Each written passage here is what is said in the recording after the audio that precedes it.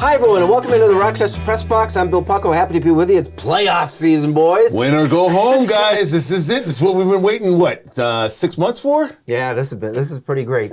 Still wearing the three. And not to quote Colin Coward, one of my favorite sportscasters, he said, it must have been amazing to have been at that game and to have witnessed firsthand the kick return in honor of DeMar. It was amazing. First of all, I got this jersey at the stadium that day. They only had a handful of them, and I was there so early that I popped in the pro shop. But yeah, it's... We had one last week. Well, that was my EJ Manuel with a 3 on the front. This is the actual DeMar Hamlin jersey. Yeah, see, you didn't explain that. Wait, the real jersey? No, this is the one. It doesn't matter. None of this matters. Bottom line was, yes, it was absolutely remarkable to be in that stadium on Sunday. Yeah, but a little more depth. Give me a little more. I saw it, so obviously I saw it live on TV, but like, God. Let me put it this way. There's a video of me on social media. Somebody accidentally caught me from behind while it was happening. Mm-hmm. And, you know, it was a weird start to the game because there was that trepidation, right? Because you're not aware of what could happen, right? It was almost like Bills fans were waiting for permission to be excited to watch football. And for one, Nyheim Hines to do what he did to kick that game off. I think the gravity of the situation started hitting around the 30 when you realized he was going to break it, and it was just pure excitement, and then everybody around me was just a massive puddle of emotions. What about the second one? Because the second one, you're basically in a dogfight with the Patriots in this. This is not one of those games where the Bills handle it. The score doesn't really dictate what happened up until halftime. Sure. Well, how does the second one feel? I mean, the second one felt like, okay, we have a little more breathing room against the Patriots. I mean, it was less romantic. But it was more surreal even. It's like, not twice. Well, okay, let me put it this way. The first one felt like it should happen because when it did, I didn't even look for a flag. You know how it is on returns now, right? The second one, I was convinced there was a flag somewhere. Like, there's no way he just did this 2 times. There's no way he just did this 2 times. You know, we're going to talk about the playoffs in the first segment that we've just eaten half of, but, you know, which is perfectly fine. What a difference a week makes, too, right? Last week when we were doing the show. Absolutely. Give me a narrative. Give me something about the playoffs you're looking for. I mean, this is going to be interesting. The team, I guess, to watch out for, or at least to look into, is the Bengals. The Bengals have this sort of feeling about them. They seem very relatively calm going into the playoffs. I think they feel that they can remix that magic from last year into this year, and they have a pretty confident quarterback that could possibly get them there if it gets back to the Super Bowl. So the Bengals I watch out for. Kansas City, obviously, they're the one. You got to watch out for them, I guess. I'm just waiting for the street ball between Kansas City and Buffalo, wherever they decide to play that game. I think that's just the matchup everybody's kind of looking forward to. But the AFC, I'm just going to keep an eye out for the Bengals. The Bengals are that little wild card I'm not quite sure about yet. Collision course in Buffalo, no less. I mean, things didn't work out all that great for them. No, I mean, look, if there's one team that has a legitimate reason to be upset about how things worked out, and you understand why the NFL had to do what they did, right? You're in uncharted territory. I feel for Bengals, the Bengals players, the Bengals fans. I get it. I understand. That being said, the game I am focused on this weekend is Monday night, Dallas versus Tampa Bay, right? Tom Brady and the aura that is him, which I think is overblown, but that's a whole other thing. If Mike McCarthy manages to lose this game, which isn't out of the question, last time I checked, the Cowboys were only a 3-point favorite in this game, and it's not like the Cowboys play really well in massive, important games. I mean, I don't know if this is having PTSD from playing Brady as a Bills fan for 20 years, but I don't see the Cowboys winning this game walking away. There's too many flaws on that roster. Well, it's too much history. The other thing, too, nobody likes to bet against Brady. We love to see these we'd like to see him go down. That Cowboys defense is very good and very dangerous. And for a quarterback that hasn't been moving well this year, hasn't been playing well, hasn't really been on the same page all the time with his wide receivers, that's going to be an interesting matchup. The other thing, too, is there's this uncomfortable feeling in Dallas that if he does lose this game, if McCarthy does lose this game, there are going to be some wholesale changes. Jones but even though, but he said it when? Early in the week when the emotions are not that high.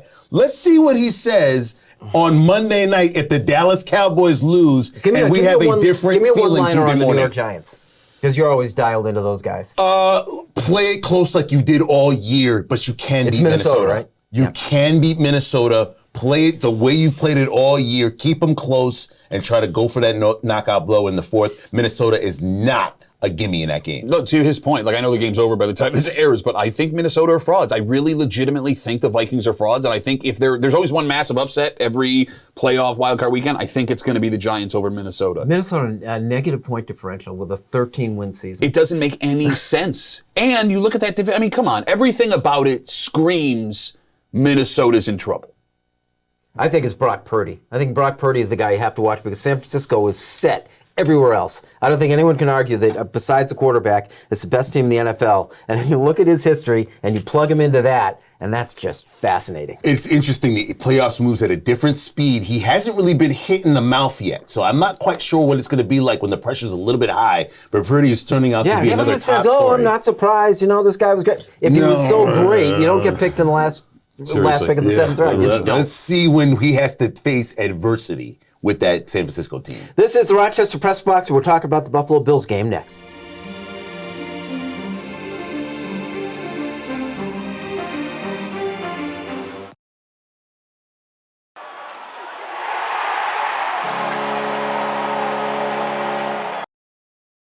Mike O'Brien, your getaway guy. If you like to travel like I do, you'll love my travel books. Buy one, get one free right now. Email me, let me know what you need. MikeTheGetawayGuy@gmail.com. I'll even sign it. MikeTheGetawayGuy@gmail.com. Welcome back. Thanks for joining us here on the Rochester Press Box. Our Buffalo Bills segment is brought to you by Ralph Honda. For 3 generations and celebrating 50 years as New York's oldest Honda dealer. Visit Ralph Honda today. Find out how we do Honda right at ralphhonda.com. So I got a kick out of, Sal Miranda posted in the paper this week, the 3 different point spreads. Yeah. The Bills going, depending on who plays for quarterback for Miami. Absolutely. And even if you have Tua playing quarterback, you have to remember, he hasn't played in a couple of weeks, and he has yet to win a game under 50 degrees. The forecast is around 30 and sunny on Sunday in Orchard Park. I mean, you've prepared for Tua multiple times. Teddy Bridgewater is still a legitimate starting NFL quarterback. Skylar Thompson, I'm done talking. There you go. It was early in the week. Tua hadn't yet a concussion. He's dealing with the whole concussion. He hadn't been cleared for non-contact drills. I don't think we're going to see him. Look, I have a theory here, and I agree with you that we're not going to see Tua. Mike White, the last week of the regular season, all of a sudden on Thursday, he went from he's going to play to there's no way he's going to play. I have a sneaking suspicion, and I have nothing to back this up, just so you know, that after what happened with Damar Hamlin on Monday Night Football, that the NFL went to all of their teams and said, if you have any player that has an injury that could put them at risk of something severe, they're not going to play. Based on that, Mike White last week, Tua Tagovailoa for the rest of the season, I don't think we see Tua until the beginning of next season. And Bridgewater isn't 100% either. I mean, he's coming off an injury as well. So this seems very uncomfortable because when you look at it from the standpoint of Buffalo coming off an emotional week, the game that they just played for the first time since the Damar Hamlin injury, Miami, sneaky, dangerous, sort of not quite sure what you're going to do here. I think they will err on the side of caution here. The other thing with Tua is the fact that this isn't his first injury. This is his first, he's been out for a while. The chemistry, the timing. I'm not sure what Miami is going to do, but the Bills better not let up early on and just take this all the way to the 3rd and 4th quarter and push this through because I got a stinking suspicion something weird could possibly happen in this game and Bills not be prepared for it. Because that's the only way Miami's going to win. The only way Miami's going to win is if Buffalo shoots themselves in the foot. Look, if this was a team that was outside of Buffalo's division, I would agree with what you're saying just because of everything they've gone through. But this team is intimately familiar with the Miami Dolphins, right? Like this roster, even while you've played them twice, you played them just a couple of weeks ago. In close games, though, Duffy. It's not like they blew them out. They were very close games. Think that the third one won't be. Exactly. That's true. I mean, you look at what happened with New England last season. Close game. The Bills hung 47 on them. I don't think Mike McDaniel is a legitimate NFL coach. I think that he coaches that team like his dad is the coach and he left town and now he's coaching it for him. I think that the charming part of Mike McDaniel has worn off not only for the NFL but for Dolphins fans, and I think that's going to put him in a bad situation on Sunday. Even if they had the horses, Mostert, we still don't know if he's going to play. He's the one that tore the Bills up on the ground the second game they played. Even with those at their disposal, I think that McDaniel might be broken. Legitimately. He's coaching outside his own head now. I think Buffalo caught a break. I think this is a good matchup. Well, it's just nerve-wracking because I think from there's no next week. You got to win this game. You got to win this game. You got to find out early on, and you don't want it to be on your mistakes to keep Miami around. That being said, you want Buffalo to go out there early, often, punch them in the mouth, and get out of it. 9.5 is the line. What do you got? Let's go. Bills by 12. Yeah, I think they covered too. Yeah, I think they covered the spread last week. I think they're going to keep it rolling. This Bills team has so much playoff experience. You've seen it the last 2 years. Once that playoff switch gets flipped, they're ready to roll. I think they're going to do it again. Our Buffalo Bills segment was brought to you by Ralph Honda. Like it or not, is next.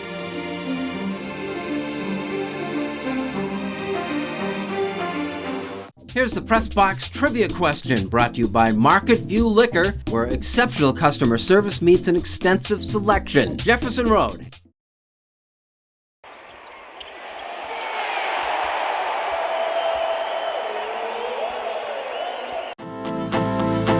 Hey, hello again, Mike O'Brien, your getaway guy. I have been traveling everywhere, and you can see my latest getaways right now. Just search for The Getaway Guy on Facebook. That's The Getaway Guy on Facebook. Here's the Press Box Trivia answer, brought to you by Market View Liquor, where exceptional customer service meets an extensive selection. Jefferson Road at 390. Welcome back. Thanks for joining us here on the Rochester Press Box. Our Like It or Not segment brought to you by Sport Clips, where the MVP experience is better than ever. Sport Clips, the pros in men's hair. No appointment is necessary. Stop by a Rochester location today. Like it or not, the college football season ended with a 65-7 rout. All of those teams out there, Howie, we just want a chance to prove we can play against the big dogs. I just want a chance to get in a playoff. If you had a playoff, you would have to put the smaller schools up against one another to have one of those teams go against the big dogs. We saw an unbelievable, they're still going to push for it. They're still going to push for a Duffy, so don't even give me that look. They're still going to want to try to expand this out. I wouldn't, but they're going to ask for it. That was unbelievable, to the point where you saw Georgia players actually eating wings at the end of the game. Literally, I turned it off. You'll be proud of me, Bill. You know what I watched?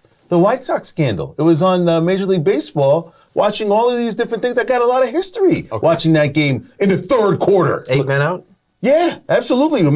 Absolutely. I know the popular thing is to dunk on TCU and how they shouldn't have belonged. Are we forgetting that 2 weeks before they beat Michigan, a team that beat Ohio State, a team that hung with Georgia until they hooked a field goal? Like, to me, this seems like a quicksand game. A couple of things went wrong up front, and you had inexperience in the TCU players that couldn't handle it. We were 2 snaps away, legitimately 2 snaps away, a snap in each game, from having a rematch of Ohio State versus Michigan. How can you have such two great games in the semis? TCU earned their spots. Absolutely. And say, well, it shouldn't happen this way. Well, no. They earned their spot until they realized they got to take on another top dog the next week and get exposed and figure out how to beat that team. Nobody really cared. I'm sorry? Which I called, by the way. Well, you're very smart. Everyone understands that. True. Thank you very much. Yeah. So look, would you rather be the team that gets blown away like that in the championship game, or to have lost a heroic semifinal? No, I want to be in the championship game. Because look, I mean, for the rest of all time, sure, you got embarrassed. You also beat Ohio State. Right? You're not going to remember that. I mean, but They're going to TCU see fans will. 65-7, and that's all that's going to matter. I mean, that's fine, but as a Bills fan with the Super Bowl, we went to 4 straight Super Bowls. Some of those scores were lopsided on the back end of it. I'm still glad they went to 4 straight Super Bowls. And by the way, the apparel and everything else with TCU, they'll take all that momentum into the brand new year. They'll say, hey, we got the championship game. We can do it again. So if I'm TCU, I got to be pretty happy with where I got to, because now I'm on a stage. I got whooped, but nobody's going to remember Biggest margin in the history of the bowl games. All of them. That's amazing. That is amazing, because to me, I'm thinking back to the old BCS days, and it seems like half of those games were like 72-14, right? Like, I don't remember a single good, with the exception of Ohio State-Miami BCS championship back game. into the 30s when Rice was playing Yeah. regularly. So, like it or not, the Houston Texans last week of the NFL season, how that worked out. I love it. First of all, I don't know what the Texans are doing. You now have 2 consecutive years of one-year coaches. By the way, minority coaches, which does not look great for them. Nope. Why would Lovie Smith cooperate with this plan that you have to get the first overall pick when he knows he's about to lose his job? Look, it's a remarkable feat for Lovie Smith to have his players motivated with nothing to play for to go out and get that win. And if I am an NFL franchise, maybe he doesn't get another NFL It's tricky trying to lose a game. But the other thing too is that really you is. still have coaches out there that want to win, that don't want to throw in the bag, don't want to do what's best for the organization. They're built that way. They want to win games. Even if they're down 5-6 starters, they want to go out and win. The other end of this too is it gets to the commitment of how quickly organizations want to blow things up very fast. No more is this sort of, okay, let's give it a 2-year process. The guy got hired. They're firing coaches within a year. They're changing quarterbacks they drafted last year, this year. See what the Jets do. There are quick changes in the NFL. It really does mean not for long. So now the Bears, Chicago Bears, and one of our own guys now is in the driver's seat. It's going to get a lot of attention as well. Ryan Poles, I'm not quite sure what he's planning on doing with Fields at the quarterback position. I'm not quite sure you would go get a quarterback in this draft. I'm not sure if there is one that you really want. Who knows? It'll be interesting to see what Chicago does, because they need a lot of help offensively. a lot of help. I really like Ryan Poles. When I heard the comments that Ryan Poles made at his press conference the other day regarding Justin Fields and a potential quarterback draft, I was like, ooh. Yeah. Ooh, I don't know. But there's a scenario where that works. It's worked one time, and it hadn't even worked because look what happened in Arizona. Yeah. Kyler Murray and Yeah, I know. But they weren't able to get anything for the guy that he replaced. Fields has got real value. Did you see my face? I was doing Yeah, I this. know. don't like it. I know, but we've got a couple of months to talk about that. Our Like It or Not segment was brought to you by Sport Clips. Unfinished Business is next.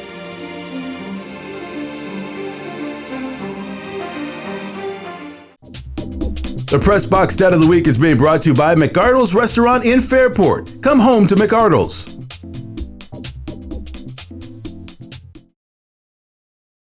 And now to Eichel. He floated one. Welcome back, and thanks for joining us here on the Rochester Press Box. It's time for Unfinished Business, brought to you by the Genesee Brew House, your beer destination since 2012. Visit the gift shop, enjoy a tasting at the Pilot Brewery, and dine out at the pub-style restaurant at the Genesee Brew House. Unfinished Business, Pat, start us. As we are taping this, we get word that Damar Hamlin has been released from the hospital in Buffalo, which is a remarkable turn of events considering where we were, like Bill said, a week ago. And in that game on Sunday against the Patriots, I wasn't sure what I was supposed to do. In the middle of the week, I wasn't planning on going to the game because of how things were going, and as things developed, I decided I would be there, but I was going to go alone, by myself, and my plan was getting there at 8, like I always do, cracking a beer, and just walking around all of the parking lots to see what it was supposed to feel like. And I tweeted out before I left, if you see me walking around the parking lot by myself, stop, say hi, and let's talk. And the remarkable thing was, everybody wanted to stop and talk. First of all, I didn't know I was this popular. Thanks a lot. Second of all, 50, 60 people stopped me and just wanted to talk about the Bills and Damar Hamlin and everything that happened. And as the day went on, I realized something. I'm not someone who likes to talk to folks for a long period of time that I don't know because a lot of things are contentious. And eventually you're going to say something that someone disagrees with and it becomes a big argument and it gets very uncomfortable. From 8 o'clock in the morning until I left that stadium at around 6 o'clock that night, not a single conversation went that way. What happened to Damar Hamlin is unbelievably unfortunate, and I'm very happy that everything has worked out the way that it did. But in a weird way, it brought everybody together. I know I didn't agree with everything that everyone thought that I was talking to, and it didn't get uncomfortable at all. We all had the same thought. We're glad he's alive. We're glad that he's back, headed towards Buffalo. We're glad that we get to be here, and we're happy that these guys are going to be on the field today and try and put this thing past him. If there's one great thing you take from this, there are still things in this world that can bring everybody together. I have no interest on the Dallas Cowboys or the Tampa Bay Buccaneers win their game on Monday night. But I do have to fight for Mike McCarthy, who for the last 2 seasons have gone 12-5 for the Dallas Cowboys, only to lose in the playoffs. We'll wait and see what happens on Monday night. The reason why is because basically his owner gave his stamp of approval that, hey, no matter what happens, he's going to be back. You mean that same impulsive owner that almost signed Odell Beckham, that same impulsive owner that thought about maybe or not, I don't know, Cooper Rush might be the starting quarterback. The same impulsive owner who has changed his mind literally after the moment his team loses to redesigning the entire Dallas Cowboys team. It's going to be interesting. Listen, I'm not betting either way against the Cowboys or Tampa Bay. Tom Brady could be his last game in Tampa Bay. Who knows? We'll wait and see what happens. For the Dallas Cowboys, they're just great ratings. But if they lose that game on Monday, I got a stinking suspicion come Tuesday or Wednesday, you're going to hear a lot of head coaches, possibly Sean Payton, coming in to the discussion in Dallas. It's not fair to Mike McCarthy, who went from the Packers to the Cowboys and has had pretty good success, only to have Aaron Rodgers try to rebuild his team even if he comes back at all. McCarthy's a pretty decent coach. He coached his team as best he could. The talent is not there, and it might be winning away. So for McCarthy, I feel bad. 12-5 could actually get you fired in the NFL. Nathan Peterman started at quarterback for the Chicago Bears last week. His first start since helping to usher in the Josh Allen era in Buffalo 4 years ago. Peterman did his job, played ineffectively enough to earn the Bears the top pick in the NFL draft while getting benched for some guy named Tim Boyle. We remain fascinated by Peterman, who has managed to squeeze in a 6-year career from the most humble of beginnings here. Other starting quarterbacks in Week 18 were David Blow, Anthony Brown, Davis Webb, and Sam Howell. The final 5 in a season saw 68 different quarterbacks start games in the NFL this year. The Rams and the Cardinals used 4 each. 9 others played 3. How significant is this? Well, consider that there are only 10 teams that started the same quarterback at every game all year, including obviously the Bills. Of those 10, 8 of them made the playoffs. Only Jared Goff and Aaron Rodgers did not, and they came pretty close. We all know how important having the right quarterback is to compete in the NFL. Bills fans know firsthand because in the 21 years between Jim Kelly and Josh Allen, they had the wrong one, and in all 21 failed to win a playoff game. So having the right guy is important, but there's also real value in keeping him upright. That's our Unfinished Business, brought to you by the Genesee Brewhouse, and that is our program. Gentlemen, I liked your clothes, by the way, too. That summed it up very nicely. I like your clothes as well. I like that. And I like yours, too. Thank Enjoy you. the playoffs. Enjoy the playoffs. We'll see you again next week on the Rochester Press Box. Yes, we texted.